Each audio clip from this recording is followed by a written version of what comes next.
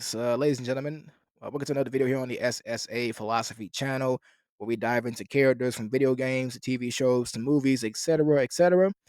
So, here today's video, we're going to be going over and we're going to be continuing here, of course, in Black History Month. We're going to be continuing our lessons here today. And today, we're going to be doing so by covering the real Uncle Tom, the life and legacy of Josiah Henson.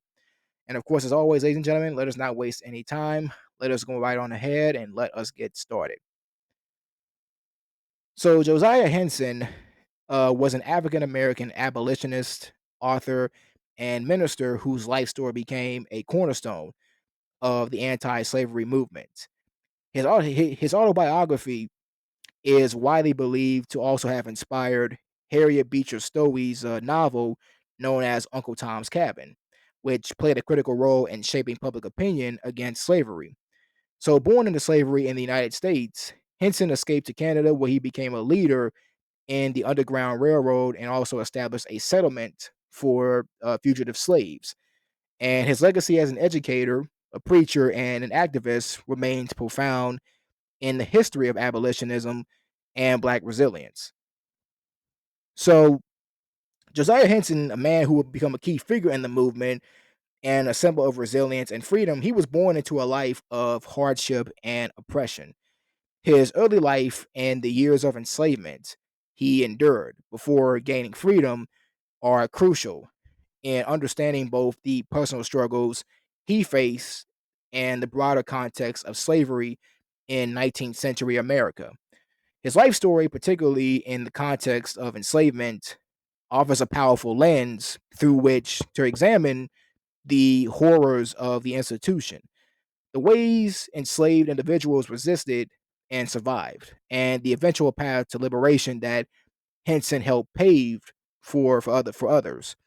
So he was born on June 15th, 1789, in Charles County, Maryland, on the plantation of a wealthy landowner named Isaac Riley.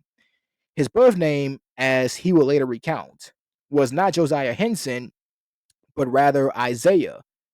His father was a man named Samuel Henson, a skilled blacksmith, and his mother was a woman of African descent, whose name is not recorded in historical documents. Henson's early years were marked by the brutality of enslavement, which shaped his perceptions of the world and set the stage for his later acts of resistance and leadership. His first years of life on the Riley plantation were marked by the typical harsh realities that enslaved people endured.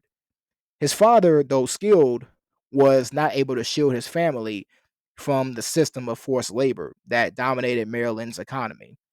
The bond between Josiah and his father, despite the separation imposed by slavery, would be significant. Samuel Henson's values, particularly the importance of hard work and personal dignity, had a lasting impact on Josiah and influenced his understanding of freedom. And at the time of Henson's birth, slavery was entrenched in American society, particularly in the southern states, where the labor of enslaved people powered the agricultural economy. The state of Maryland, though a slave holding state, had a large number of enslaved people working on farms, many of whom were forced into hard labor, often with little hope of ever being freed.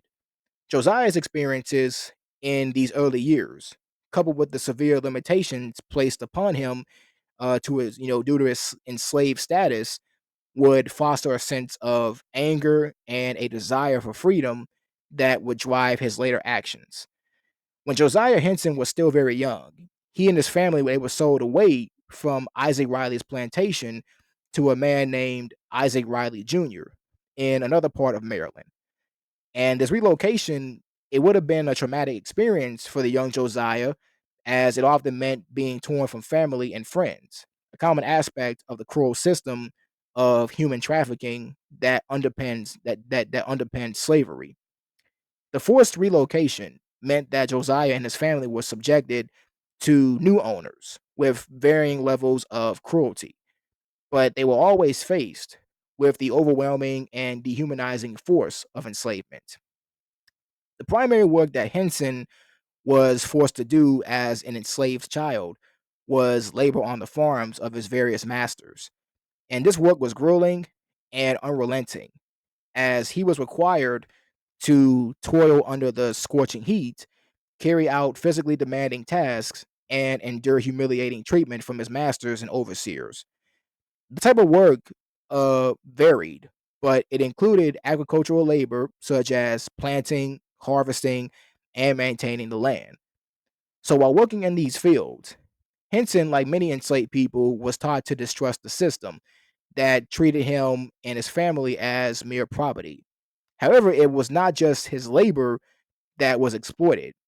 Josiah, like all the other enslaved children, he was denied an education. He was unable to read or write, a condition that was often imposed on enslaved people to prevent them from gaining the tools necessary for self improvement, of self empowerment and resistance. And the withholding of education wasn't just necessary. So really, it was not just an individual act of cruelty, but it was a systemic measure meant to maintain the subjugation of enslaved people. As Henson matured into adolescence, the brutal realities of enslavement continued to shape his worldview. His personal experiences mirrored those of countless other enslaved individuals. Familial separation, exploitation, and dehumanization, and the constant threat of violence. Yet throughout this hardship, Josiah Henson developed a sense of moral integrity and self worth that would later guide his resistance against the institution of slavery. So Henson's owner, Isaac Riley, he allowed him to listen to sermons, and he eventually became deeply religious. And despite being denied formal education, he taught himself to read by listening to the Bible passages and learning them by heart. So his devoutness led him to become a preacher, which gave him a platform to speak on moral and spiritual issues, eventually shaping his abolitionist ideology. So his formal education was virtually non existent during his childhood, as was the case for most enslaved people in the southern United States, and his opportunities for learning were severely restricted. Slaves were not only discouraged from seeking education, but they were often subject to violent punishment for even attempting to learn to read or even to write. So, in a system that was designed to keep enslaved people subjugated, literacy was viewed as a threat to the established order. Yet, despite these oppressive barriers, Henson exhibited a keen desire for knowledge from an early age. Although his first experiences with education were informal, they had a profound impact. When he was about 8 years old, he was sold to a new master, uh, of course, named Isaac Riley, who brought him to Kentucky. And Riley, despite his many flaws as a slave owner, he recognized the value in educating Josiah and allowed him some limited access to schooling. And this was an unusual arrangement, as most slaveholders were unwilling to teach their slaves even basic literacy, fearing that it might lead to rebellion. So Riley's willingness to permit Henson to learn, it allowed Josiah to experience the world beyond the confines of his immediate reality. So he was exposed to a variety of reading materials, including the Bible, which became a foundational text in both his spiritual and intellectual development. Through reading, he began to develop a greater understanding of the world around him. And this would serve as a springboard for his later growth as both an educator and religious leader. So hence his religious awakening, it was intertwined with his growing intellectual curiosity. Because although he was raised in an environment where Christianity was used to justify the institution of slavery, Henson's own spiritual journey took a markedly different course. As a young man, he was introduced to Christianity by a traveling preacher, and this encounter would prove to be transformative. The preacher's words were compelling, and they resonated deeply with Henson's own struggles and desires for personal and collective freedom. And in his autobiography, The Life of Josiah Henson, he recounts a moment in his youth when he began to reflect on the deeper meaning of Christianity.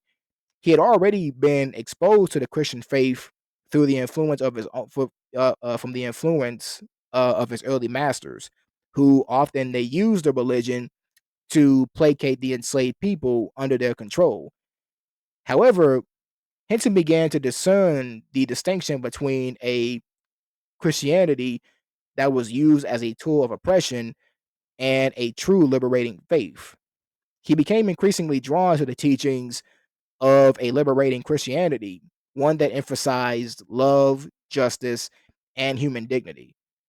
So his religious awakening was not an abstract or passive process. It was tied to a very real need for spiritual sustenance and personal empowerment. As he became more familiar with the Bible and its teachings, he began to see the message of salvation as something more than a spiritual promise. And it was also a moral and ethical call to action, one that transcended the constraints of slavery. For Henson, the Christian faith represented a profound contradiction to the system of slavery in which he was entangled, where slavery emphasized the dehumanization of individuals. Christianity, in its truest form, emphasized the inherent dignity and the worth of all people. And this realization, it catalyzed his journey toward both spiritual enlightenment and a desire to bring about social change. The faith that he adopted would be central to his vision of freedom, not just for himself, but for others as well too. And it gave him the courage to challenge his circumstances and ultimately help to fuel his activism. The belief that he was an instrument of divine purpose was not just a comfort, but it became a driving force behind his actions. His connection to religion, it grew deeper as he matured. Eventually, he became a lay preacher, leading prayer meetings and delivering sermons to fellow slaves. And these acts of religious leadership were critical in shaping his identity and understanding of his purpose. At a time when enslaved people were denied basic human rights, his role as a preacher represented a form of resistance against the forces of, dehumanization. It also offered a sense of community, a source of spiritual strength, and a means of solidarity for the people who were part of his congregation. His religious duties would evolve as he gained further recognition and respect within his own community, ultimately establishing him as one of the most important spiritual leaders among the enslaved. The combination of his educational aspirations and his religious awakening, it led him to perceive education as a vital instrument for liberation. While his formal education was limited, he made it his mission to acquire as much knowledge as he possibly could. So, this intellectual hunger was a direct challenge to the pervasive culture of ignorance enforced by slavery. And he was keenly aware of that. For him to escape the system of slavery and to help others do the same, education would be an essential tool in achieving true freedom. His efforts to educate others were instrumental in the development of his role as a leader. He understood that if enslaved people were to ever achieve freedom, they would need to be equipped with both spiritual and intellectual resources. To this end, he took on the responsibility of educating other slaves. He taught them how to read and write and instilled in them a sense of purpose, not just through knowledge, but also through religious instruction. The role that religion played in his educational efforts, they can't be overstated. His teachings were not just about acquiring skills for a better life in this world, but also about preparing his congregation for a life in the hereafter. He strongly believed that by cultivating moral character and spiritual strength, enslaved people they could rise above their physical circumstances and maintain their own dignity and their own self-worth. And as his role as a preacher and educator had expanded, he began to challenge the religious hypocrisy of his masters, who would often use Christian teachings to justify the institution of slavery. And in contrast, Henson preached a faith that was rooted in justice, compassion, and the belief that all men and women, regardless of race or condition, they were all equal in the eyes of God. His own religious journey thus became a model of the transformative power of faith, not as a means of oppression, but as a force for liberation. So Henson's education and religious awakening, they ultimately shaped his later efforts in the abolitionist movement.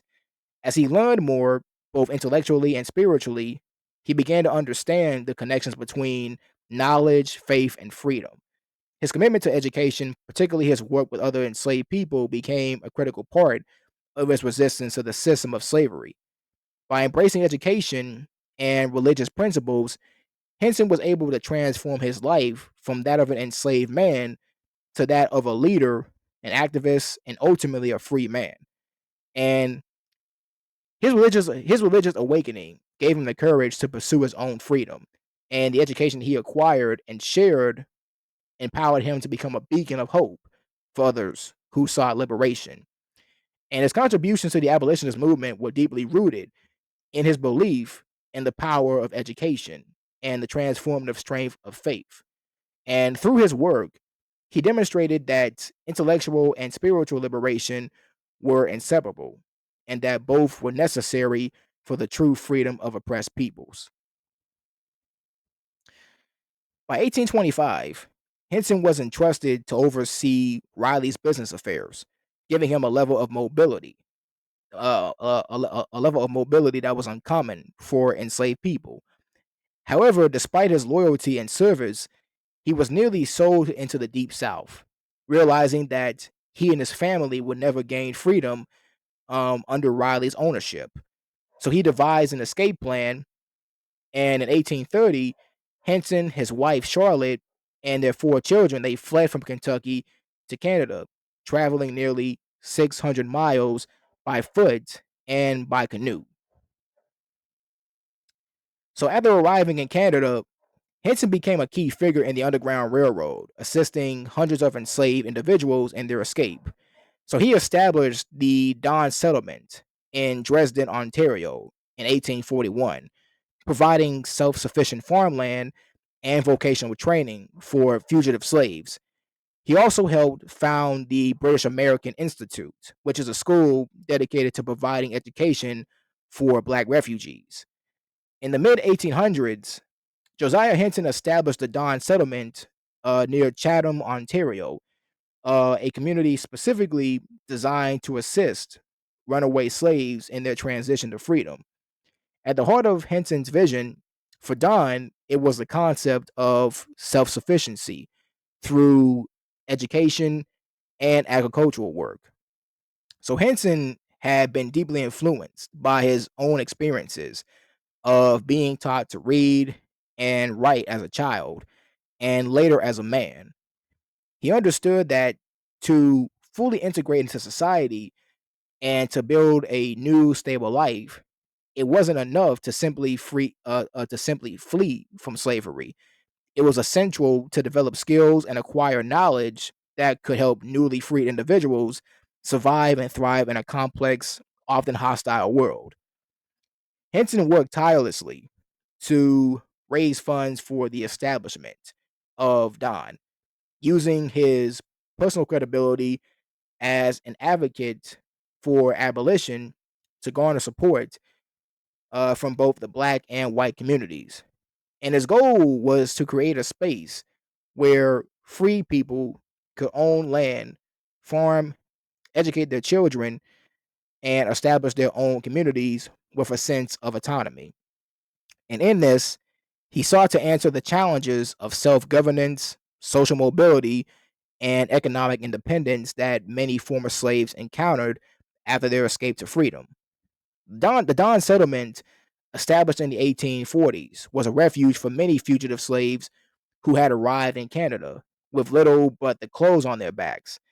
And Henson's vision for the settlement was far reaching because it wasn't simply a place of physical refuge, but an institution that could model the values of liberty, education, and self determination.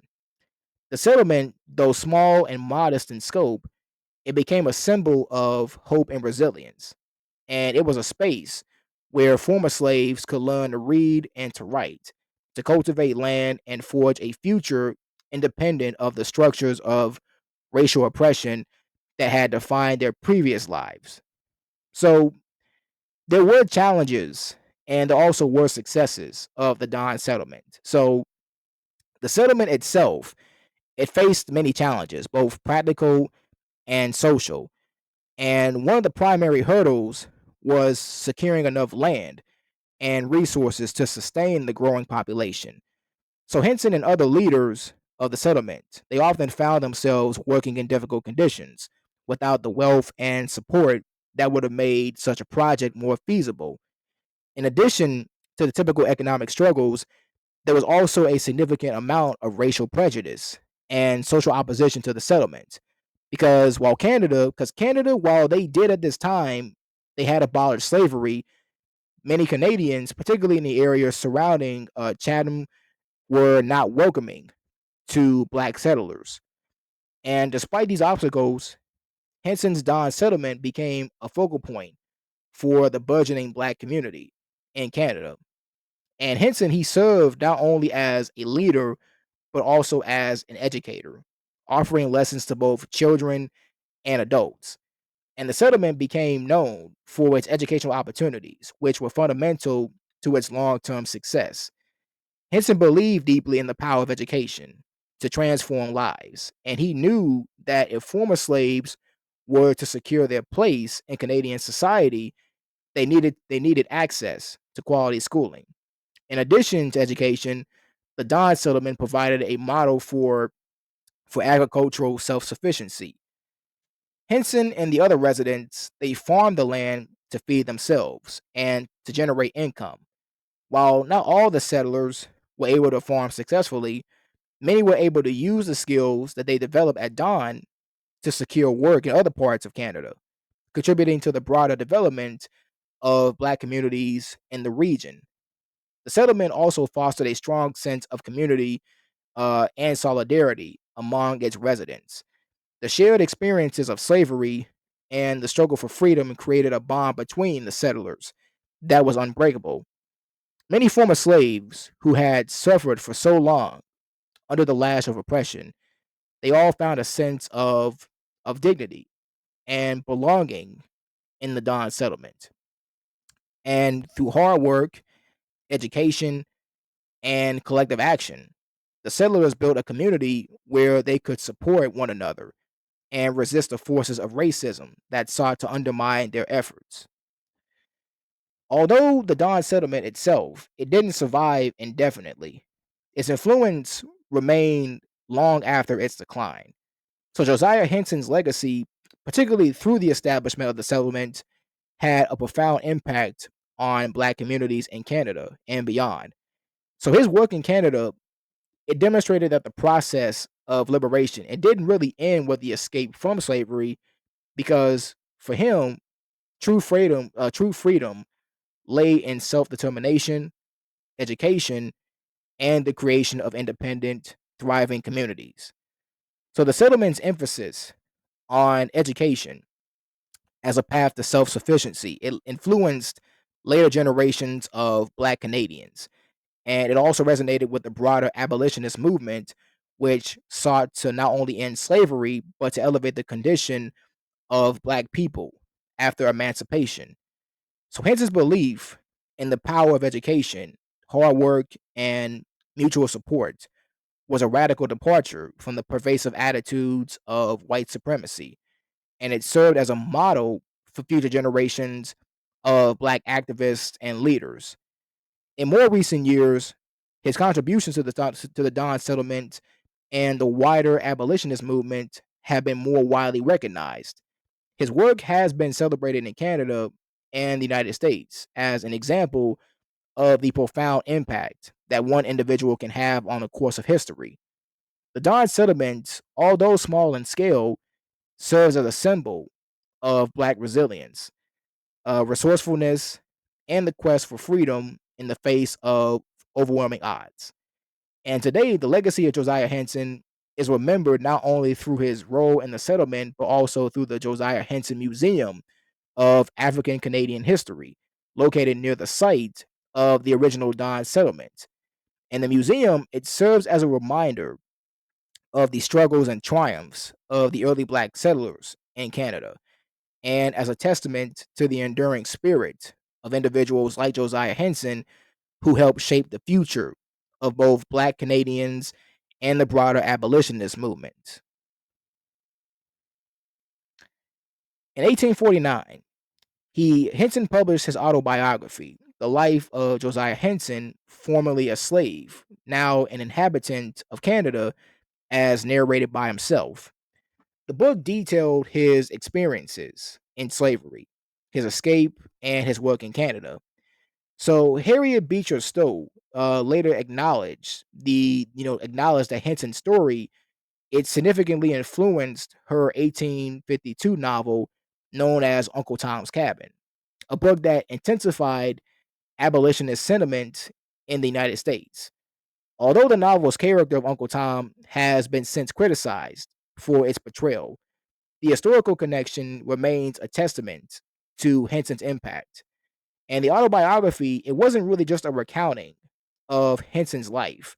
It was really a clarion call for abolition, a testament to the strength and resilience of black people under the most trying conditions, and a profound indictment of the system that allowed such inhumanity to flourish.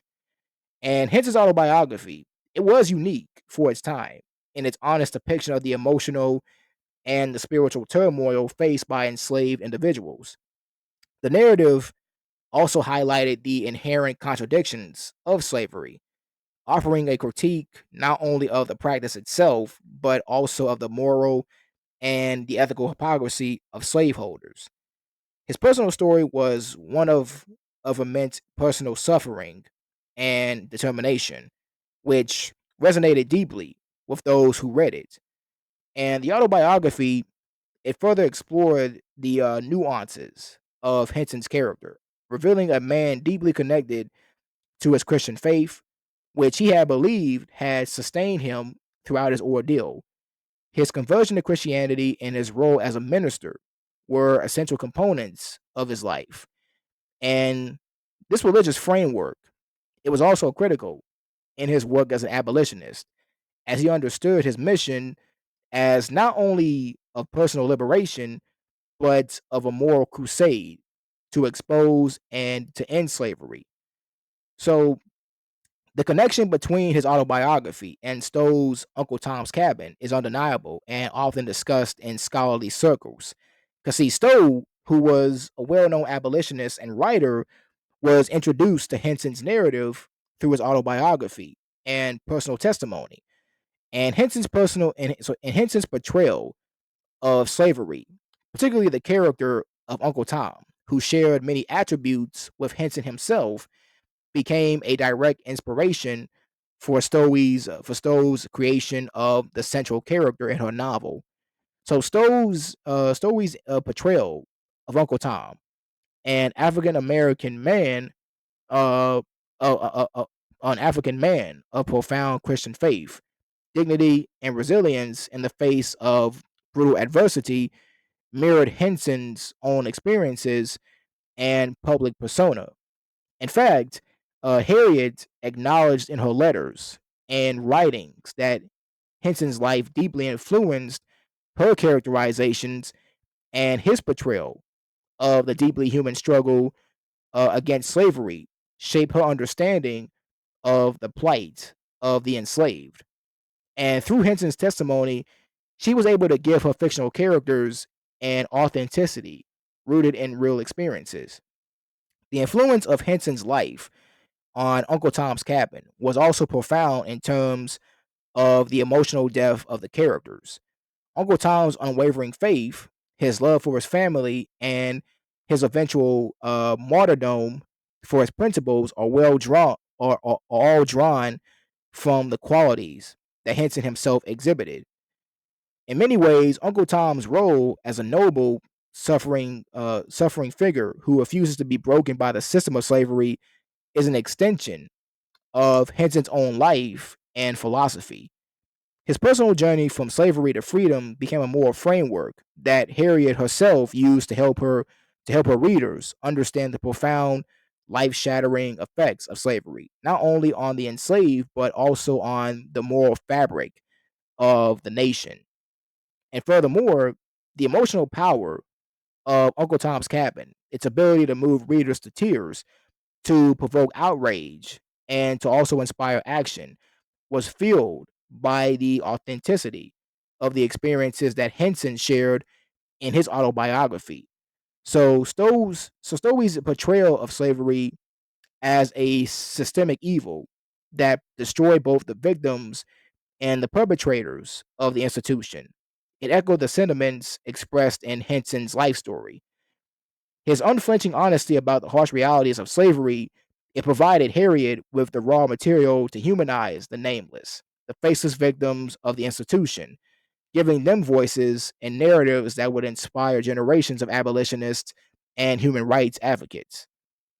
In addition to the personal inspiration behind the character of Uncle Tom, Henson's life and activism helped fuel the political and moral urgency that was central to Stowe's novel. Henson with his work on the Underground Railroad and in the Canadian settlement had already proven himself as a leader in the abolitionist movement. His autobiography, coupled with his ongoing efforts to liberate and empower the formerly enslaved, created a sense of urgency that Harriet translated into a fictional work. In Uncle Tom's Cabin, it wasn't just a novel, but it was a political tool, an emotional weapon in the fight against slavery. And Henson's life was what was one of its foundational stones. And the publication of Uncle Tom's Cabin in 1852, which became a global phenomenon, was inextricably linked to Josiah Henson's legacy. The novel galvanized the abolitionist movement, and it played a critical role in shaping public opinion about slavery. And Stowey's vivid depiction of the moral degradation and the human cost of slavery, it led many to see the institution as an evil that had to be eradicated. The influence of Henson's life and his autobiography provided her with a moral and emotional framework that allowed her to connect with readers on a deeply personal level, ensuring that the novel's impact would resonate for decades to come. And also, what I also want to comment on as well too is I want to comment on the effects of the Uncle Tom. So on one hand, when it comes to Uncle Tom, the bad effect, when it comes to the stereotype and marginalization. So Uncle Tom's Cabin, it achieved widespread popularity because the portrayal of Uncle Tom became more ingrained in the American imagination. However, the depiction of Tom as a submissive and saintly figure, it will later be heavily criticized for reinforcing harmful stereotypes about African Americans, particularly the notion that they were inherently docile and they were incapable of leading their own struggle for freedom. And by the end of the 19th century and into the early 20th century, the term Uncle Tom had been co opted as a derogatory label. It was used to describe African Americans who were seen as subservient or overly accommodating to white authority figures. The label became synonymous with someone who was perceived as weak, self effacing, and willing to compromise their dignity for personal gain. And this was a sharp contrast to Henson's actual life, which was filled with the acts of defiance and leadership. And the popularization of Uncle Tom as a passive and subservient character took root during the post Reconstruction era, a time when racial tensions were under intense strain in the United States. And during this period, African Americans they were often denied political and social power, and their image was frequently shaped by white controlled media and literature. As a result, the portrayal of Uncle Tom became one of the few representations of African Americans available to the wider public, and it perpetuated the image of black inferiority and civility. So the bad effect Uncle Tom stereotype, it was particularly harmful in the early 20th century during the rise of the Jim Crow laws and the widespread perception of black inferiority underpinned by the image of the meek Uncle Tom allowed for the continued marginalization of African Americans. Tom's association with submission and passivity became a convenient tool for those who sought to justify segregation and the disenfranchisement of African Americans. In this sense, the figure of Uncle Tom became a vehicle for the social and political control of African Americans, further entrenching the belief that they were not capable of achieving true equality in American society. Now, that was a bad effect, but when it comes to the good effect of Uncle Tom, because in recent years, however, there has been a bit of a reevaluation of both the character of Uncle Tom and Josiah Henson's legacy. See, because scholars, historians, and African American activists have worked to reclaim his story from the misinterpretations and the distortions that emerged from Stowe's novel. They have focused on Henson's actual life as a free man and his leadership in the fight for freedom and justice. As awareness of his accomplishments has grown, there has been a resurgence of appreciation for his role in history.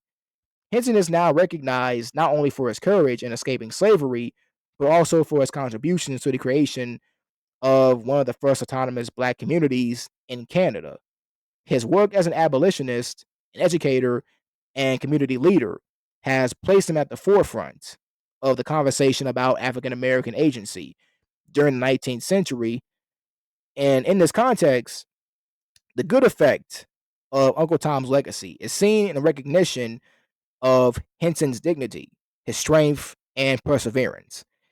In contemporary, in contemporary discourse, the figure of Uncle Tom has come to be re examined as a symbol of moral integrity and steadfast resistance in the face of oppression. And there has been a push to reclaim the term Uncle Tom from its pejorative connotations and reinterpret it as a figure who chose to stand by his values, even at a great personal cost. The reimagining of Uncle Tom as a man of principle reflects the more complex reality of Josiah Henson's life, as a life characterized by his constant fight for the dignity of of African Americans, even in the face of overwhelming odds. Now, the question of whether Josiah Henson's legacy as the real life inspiration for Uncle Tom is bad or good. Now, it's not easily answered because on one hand, the character has been used as a tool for racial subjugation, reinforcing the stereotypes of black passivity and docility. On the other hand, the true story of Josiah Henson, the man behind the myth, reveals a life defined by courage, resistance, and leadership in the face of injustice.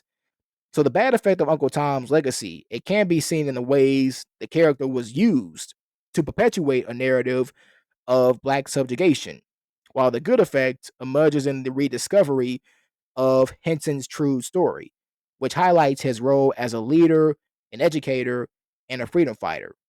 In the end, his legacy serves as a reminder that history is often shaped by the stories that we tell, and that the real heroes are often far more complicated and nuanced than the symbols created in their name. So Henson later in life, so he traveled to England several times to raise funds for the Don settlements and to promote abolitionist causes.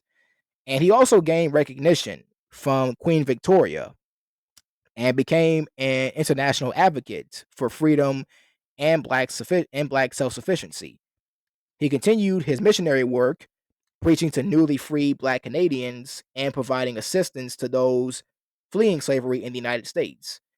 And in 1858, he also published an so he published an expanded version of his autobiography known as Truth Stranger Than Fiction, further detailing his experiences and contributions His work as an orator and educator strengthened the abolitionist movement on both sides of the Atlantic.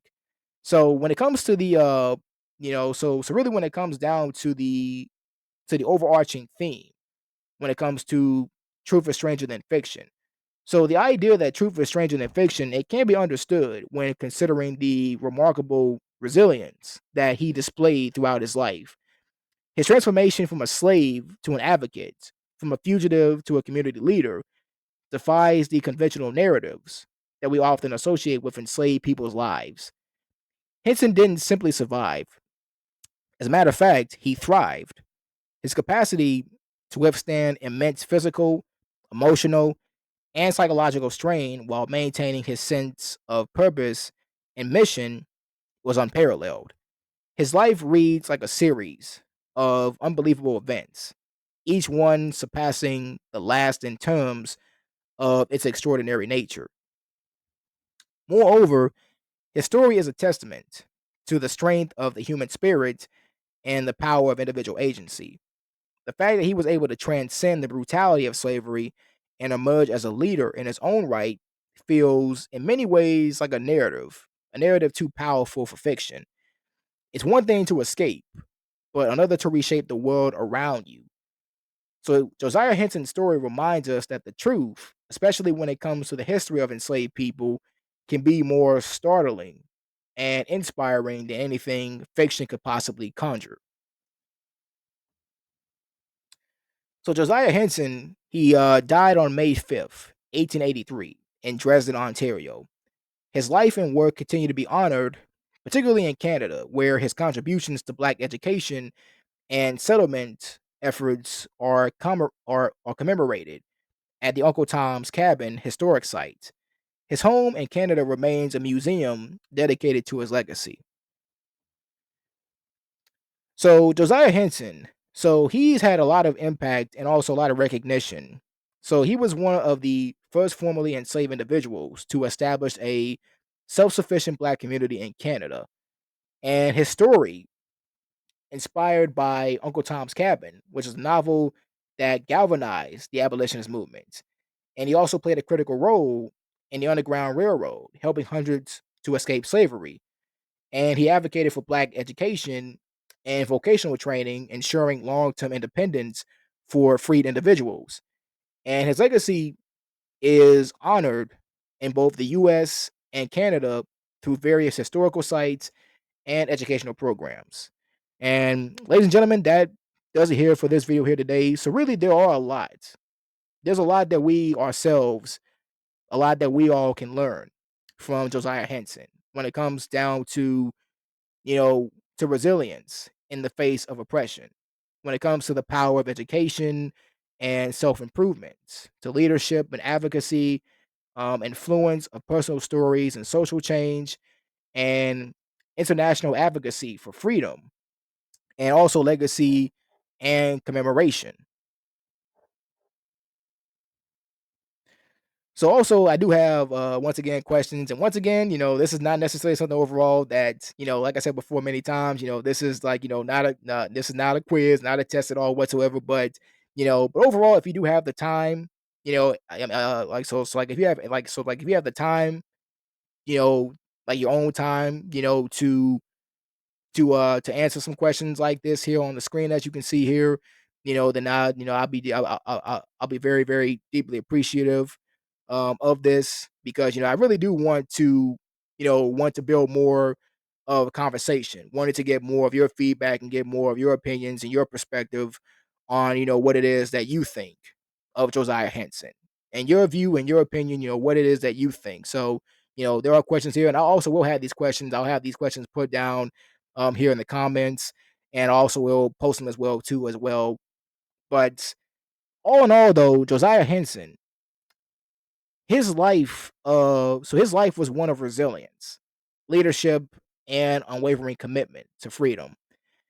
As an abolitionist, a preacher, and educator, he played a vital role in the fight against slavery and the empowerment of black communities. His contributions to the abolitionist movement and his influence on literature continue to shape discussions on race, freedom, and justice in North America.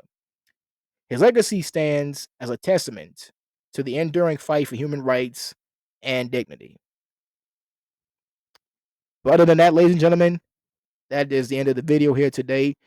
And of course, as always, I leave this off by saying to always be smooth, to always be steady, to always be aggressive. Peace.